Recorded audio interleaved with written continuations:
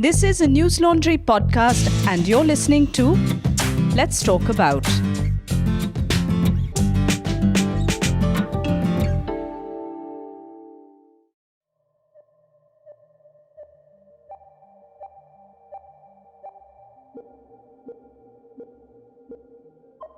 Soon after the February 2020 riots in Delhi, the Economic Times, the Deccan Chronicle, and the New Indian Express carried reports of a curious mobile app that rioters were using for targeted arson. The rioters would see a vehicle on the street, look up the name of the owner on this app, and if the owner belonged to the targeted religion, the rioters would burn the car or truck or bike. This was arson without collateral damage. Several such apps continue to exist. Most of them are in regional languages, but the one I confirm still exists as on May 19th is in English and is called the Vahan Master RTO. You can open the app and enter the license plate of any vehicle in the search box, and you will see the name of the owner. You can also see the year the car was registered, the place the vehicle was registered, the vehicle's fuel type, whether the vehicle is insured, when the insurance expires, and when the registration validity ends. If I chose to, I could access this info about any vehicle I see, parked next to me at a mall or ahead of me in a traffic jam. If I was a vigilante out on a hunt, I could easily find details on any young couple out on a date in their car. This app is so popular that there are YouTube videos explaining how to use the app. This app also has a most viewed section where you can see cars registered in the names of Aamir Khan, Salman Khan, and of course Shah Rukh Khan. At this point, it's important to remind ourselves that in India, a name can give away your caste as well as your religion. Now here's the thing. We don't know how this data was leaked. In response to a story in the Economic Times, officials said they hadn't heard anything about the data getting out. Then the official said something spectacular, and I quote, "We want to conceal with asterisk few alphabets of the vehicle owner's name so their identity is somewhat protected." Unquote. The government is going to somewhat conceal our data the way we somewhat conceal swear words. But here's what we do know. In July of 2019, Nitin Gadkari informed the Rajya Sabha that the Ministry of Road Transport and Highways was selling driving license and vehicular license data for 3 crore rupees annually. An RTI file by Medianama revealed that 87 private entities, including Bajaj Finance, Citibank, HDFC, ICICI, Kotak, BMW, Nissan, Toyota, Ola, and 32 government entities had already bought the data. But how did the Vahan Master RTO get hold of this data? Why is it so easy to access? Is any of this legal? And who can do what with this kind of data? These are big questions. And it'll take time to cover all that ground. So let's start with the simplest idea underlying this. It is this: when quantity of something changes rapidly, the quality begins to change too. I'll say this again. When things change a lot in scale, at some point, those things begin to change in essence also. This is how Peter Norvig, director of research at Google, explained it. For thousands of years, humans could paint and draw. And only recently through the photograph did we begin to capture reality rather than represent it. And yet, the visual experience was fundamentally the same. One was looking at flat, unmoving images. But if you take those same images and sped them up to 24 frames a second, just fast enough that the mind sees them as a continuum, what you make is something essentially different. A movie. A quantitative change in speed led to a qualitative change in essence. Empirically too, we see this a lot. A long-distance relationship between Bangalore and Bombay is fundamentally different from a long-distance relationship between Bombay and New York for a bunch of reasons. Differences in time zones, cost of meeting frequently, differences in cultures. Whether you're a connoisseur or an addict of a substance comes down to how much and how often you consume it and how that affects your life. Big changes in quantities cause big changes in essence. This brings us back to data. As data became big, This also brought rapid and dramatic changes in the essence of data. And relationships that were traditionally built on the movement of data between a state and its people, a retailer and its customers, insurers and insured, fundamentally and permanently also changed. आजकल कहा जाता है data is the new oil. The world changed shape when data got big. Data is also dangerous, and data could be explosive. This show is about how it changed. Cricket, we can go ball by ball. So we can, in essence, reproduce the entire match on the back-end system. What we know, Mark my words, AI is far more dangerous than nukes. and also what we don't. Privacy is dead. You get to edit out what you are presenting depending on who's watching. My name is Sneha Vakharia, and let's talk about big data. For those who remember, 1992 was not that long ago. It was the year the Cold War formally ended. The Cold War days are over. Babri Masjid was demolished. And a young Amir Khan rolled down a cliff as an expression of love in Pehla Nasha. I was 2 years old, and the producer of this show, Aditya Warrior, did not yet exist. Far away in another part of the world, Walmart achieved a mammoth feat in computing. They spent millions to build a database that could hold 1 TB of data. Imagine that. Millions to build what today costs 3,000 rupees and can be held in the palm of your hand. Across the Atlantic, businesses in the UK were threatened. Tesco, a UK supermarket chain, hired a mathematician called Clive Humby, who had a plan to fend off the Americans. He was going to collect customer data. But the bigger question was how? Remember, this was 1992. Altogether on the internet, there were 26 websites. No Facebook, no Google. From where were they going to collect the data? Here, someone at Tesco had an idea. Tesco would give its customers a loyalty card with ATM technology and record the customer's name and address. The customer would swipe the card at checkout every time they made a purchase. Sales would be recorded. 4 times a year, the customer would receive vouchers and discount coupons designed specifically for them in the mail. Through targeted ads delivered to the customer's home, Tesco would work to increase sales.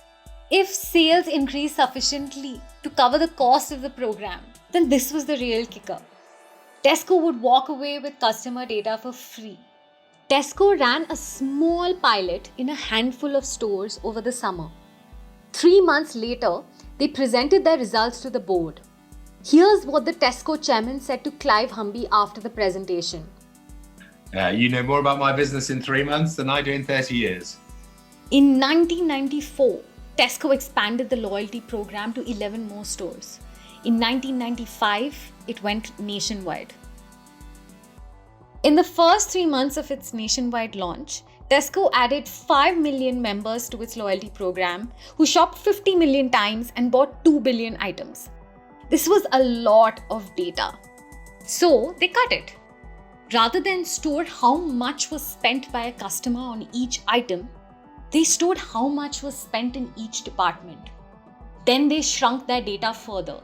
Instead of recording sales in pounds and cents, the data systems would grade the value of sales on a scale of 0 to 99. The loss in precision was not significant, but it cut costs by 75%. And they never analyzed all the data at once. Just analyzing 10% once a week was sufficient for achieving 90% certainty in predictions. I come from a highly analytical background, and when you're processing very large volumes of data, it is expensive. Even in today's world on Hadoop and cloud storage, billions of rows of data still cost quite some money to process. And I think part of the question is, how accurate do you need to be? I mean, Clubcard, typically we wrote to 12 million people per cycle, sent them offers. I could, in theory, personalize every single offer to every single person. But actually, by forming small pots of people who are broadly similar, I can basically save immense amounts of compute power and still get 95% of the benefit. And so it's about being sensible. Here, Humby's team embraced a nifty quirk of statistics. Larger and larger sets of data give smaller and smaller increases in certainty of predictions. The usefulness of each data point decreases as the amount of data increases. So you don't need your data to be completely accurate. Being somewhat accurate is good enough. This is something that makes big data fundamentally different from data as we have known it through human history. For millennia, we've recorded our lives in rows and columns, and the volume of information has been small. That's why it was important that every data entry be accurate. But with big data, the volume is so large that each entry does not need to be precise. A very rough approximation does the job almost as well and at much lower costs. Humby could also begin to describe individual shoppers based on what they bought. This is how that played out at Tesco. Humby would look at when customers came into a store, what they bought, and tell a lot of things about those people. Humby could guess whether someone was working class because they came in only during peak hours. He could guess how large a family was and what ages its members were based on what they bought. He could also guess what a customer was not buying and was buying somewhere else. Really, if you think about it, if you know what the holes in the basket are, particularly for grocery, because all of us as buying food have a certain mix of carbohydrate, protein, sugars, etc. So we understood roughly what you would probably buy. From some of the peak purchases, we could guess. We never asked people if they had children. We could guess whether they had children because of the things they put in their basket. And so what we really built was a sort of a how many calories are we selling you type model. And therefore, we're not meeting your full needs. So where are we missing out? And that is easy money because those customers are already in your store. If you can find the thing, if you can put the thing on the shelf that they want, that comes straight into your basket. It's got very low acquisition cost. It's got very low service cost because you're already going to scan a basket anyway. So the idea of filling holes in the basket was the biggest single prize that was available to the retailer. This brings us to the last idea, targeting. Tesco did a very clever kind of clustering. Over 3 months, Tesco created a list of 20 attributes to describe any product. 45,000 products were given scores on each of those 20 attributes or dimensions. So now each product was described in 20 different ways. Think of this as 20 rows of a checkbox. Products that ticked off similar checkboxes were clustered together. Tesco mapped which customers bought which cluster of products. For example, customers who bought the cheapest products in every category, true budget shoppers, for one cluster. Those who had expensive tastes for another cluster. Those who liked to cook or purchased only organic food or bought the top range of prepared food were all distinct but overlapping clusters. With this information, Tesco would look at other products in those clusters and nudge customers towards them. Tesco could lead rather than respond to customer tastes. Here's another thing. For the first time, they could immediately see that the top spending 100 customers were as valuable to them as the bottom 4,000. They call them the premium loyals and spend the largest fraction of their budget on discounting these customers. They could immediately see the customers who could be tempted towards a product with a small price reduction, customers who could not be tempted at all, and those who needed a large discount to be tipped towards a purchase. They experimented and tested for price sensitivity. They learned that a 2% discount was as effective as a 1% discount. So they began discounting only as much as they needed. In other words, Tesco knew which customers they wanted to discount. They could predict what those customers were likely to buy, and they knew how much discount could tip a customer towards a specific purchase. They could target promotions with efficiencies unheard of before. They could change customer behavior. By 1996, the Tesco loyalty card was able to increase Tesco sales by £1 billion. or 4% in directly attributable sales, just by sending targeted promotions 4 times a year in the mail. In other words, within the first year of its existence, the Tesco card began paying for itself. That same year, Tesco became UK's market leader in supermarket retail. 10 years later, in 2006, Clive Humby first spoke a phrase that you've heard a lot by now. Data is the new oil. What does it mean? We'll let Clive explain it himself. People were talking about the next business revolution. And a lot of people were talking about the internet. And I think what I really recognized was that actually the internet is not new. We've always had direct selling business. I mean, if you go back into the Wild West in America, if you were living in some farm in Wyoming in 1870, you could still buy a China tea set, but instead of going onto a website, you looked in the Sears catalog. So all the internet has done is bring shopping. It's taken printed catalogs and made them electronic catalogs. But the big difference is it was generating data. And my logic was that data was basically the potential fuel for an industrial revolution.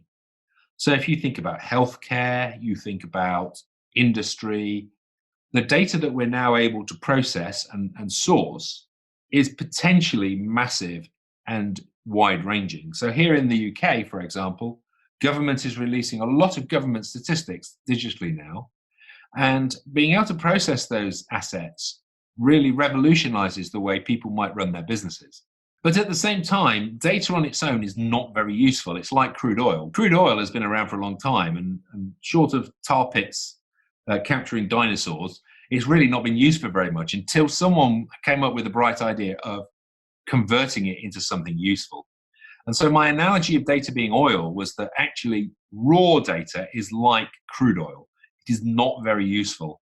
It's only when you change it into a useful byproduct that you get something valuable out of it. But also, a bit like those byproducts, data is also dangerous. Those byproducts are explosive, and data could be explosive. It could give you real problems if you process it badly. So my analogy of data being like oil was all about the fact that you had to refine it and make it useful and convert it into new products to really drive the business forward. And I think a lot of businesses make the mistake of thinking, I've built my data lake, I've absorbed all the data in my business, I've done my job. Well, all you've done is put the well in. You've now got to refine the data and make it useful.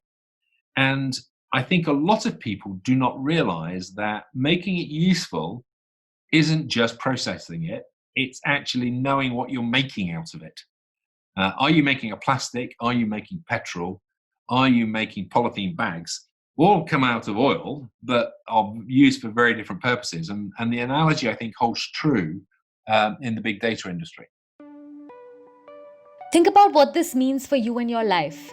Whenever you go to a store and give your phone number at checkout or order online, the retailer is tracking what day of the week and time you made the purchase and what cluster of items you bought.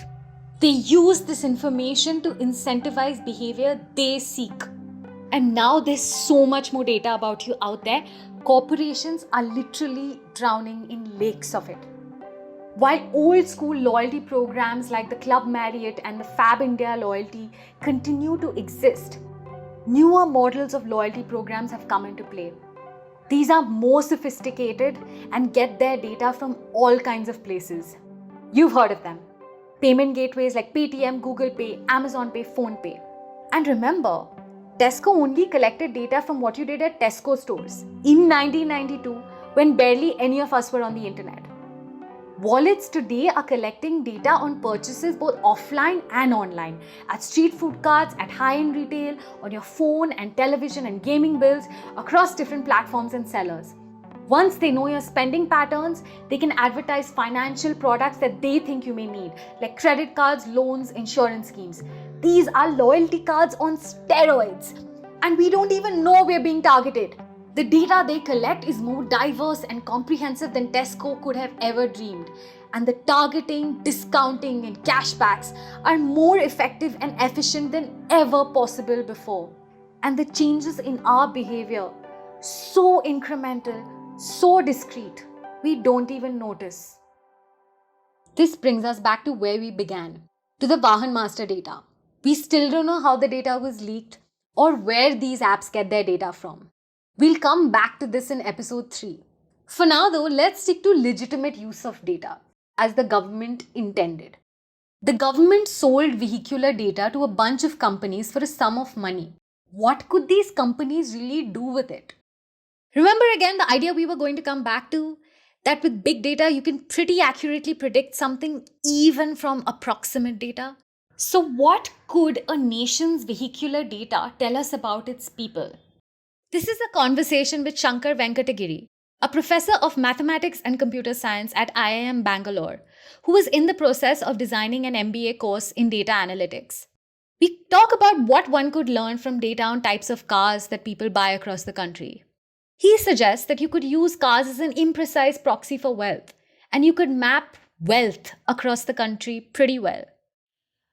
So, Shankar, if you were an auto manufacturer and you are making cars and you knew that this part of Bangalore prefers this type of car or this part of Nagpur prefers this type of two-wheeler, what would you be able to do with that information?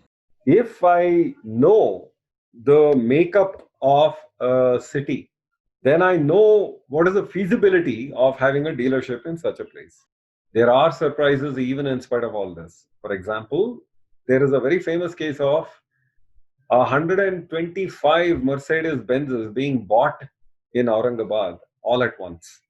Was a politician involved? Nope, nothing. I think they just decided to put a dealership in there. I'm not too sure of that. You'll have to check the antecedents of this. But you wouldn't expect that Aurangabad's residents would have that kind of money. And they did. It's just that their ways of living are modest. The way I look at it is the equivalent is in Chettinad in Tamil Nadu. These guys are extremely modest in their appearance, but they drive around Mercedeses like left, right, and center. If you look at Tirupur, they are famously known for their understated demeanor, but they'll be going around in a Mercedes, right? It's not just a status symbol as much as, hey, you know what, I can afford it and I might as well flaunt it. I mean, look at Dharavi. I'm told that Dharavi has a lot of, mega vehicles, big vehicles, rich vehicles. So people cannot simply look at the fact that, oh, Dharavi, it's such an unclean place, etc., etc.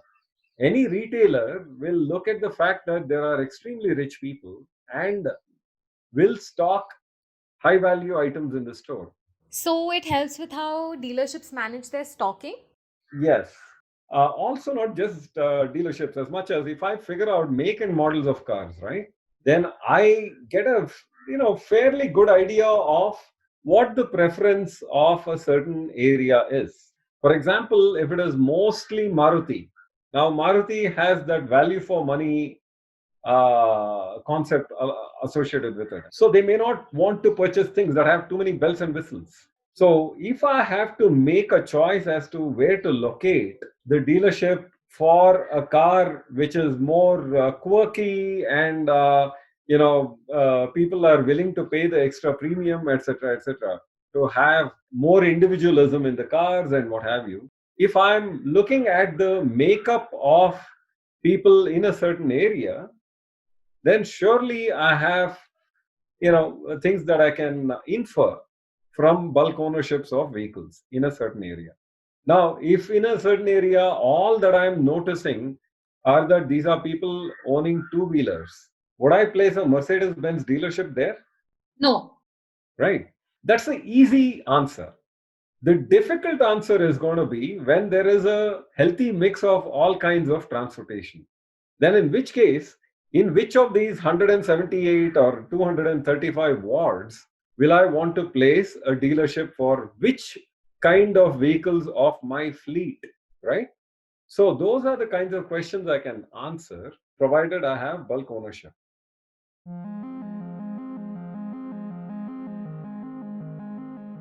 gather enough vehicular data, you can build economic profiles of places. You can map wealth spread across a country. You can map the spread of demand and appetite for different clusters of goods. Even an approximate of data can give you accuracies unheard of before. Remember also the other idea that if you have a large enough data set, you can infer X from Y. Humby could guess what strata of job a customer had based on what time they came to the store.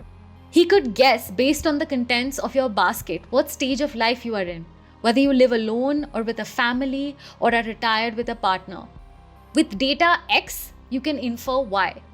Now imagine having the names and addresses of all registered drivers in the country. If done well, one could more or less map caste across our country just by recognizing patterns in the data. Could this be put to use electorally? Sure. Could this be used for efficient targeting? Yes. And remember that 32 government entities have purchased this data, and we have no idea what they plan to do with it. We don't know which government entities these are. Big data is fundamentally different from data as we have known it through human history, because big data doesn't need to be precise to give really accurate predictions. Big data allows you to target with efficiencies impossible before. And you can infer all kinds of things with it by just building clusters and finding patterns. And that's what we're going to discuss in our next episode: pattern recognition.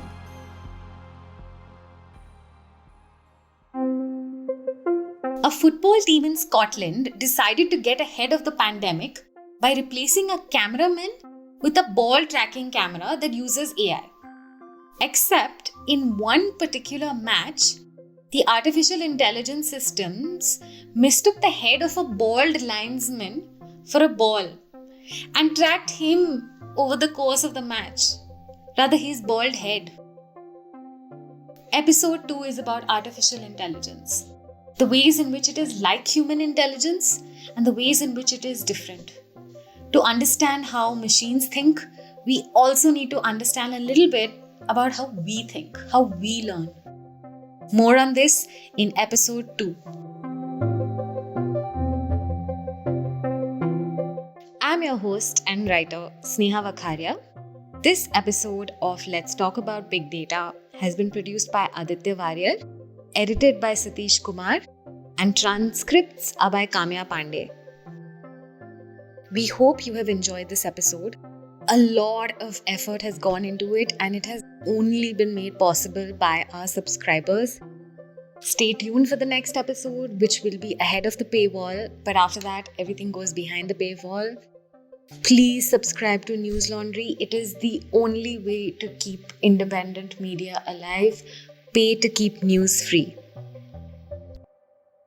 All the News Laundry podcasts are available on Stitcher, iTunes, and any other podcast platform. Please subscribe to News Laundry. Help us keep news independent. To catch all our podcasts on news, pop culture, current affairs, and sport, visit newslaundry.com. Follow us on Facebook, Twitter, and Instagram, and subscribe to our YouTube channel.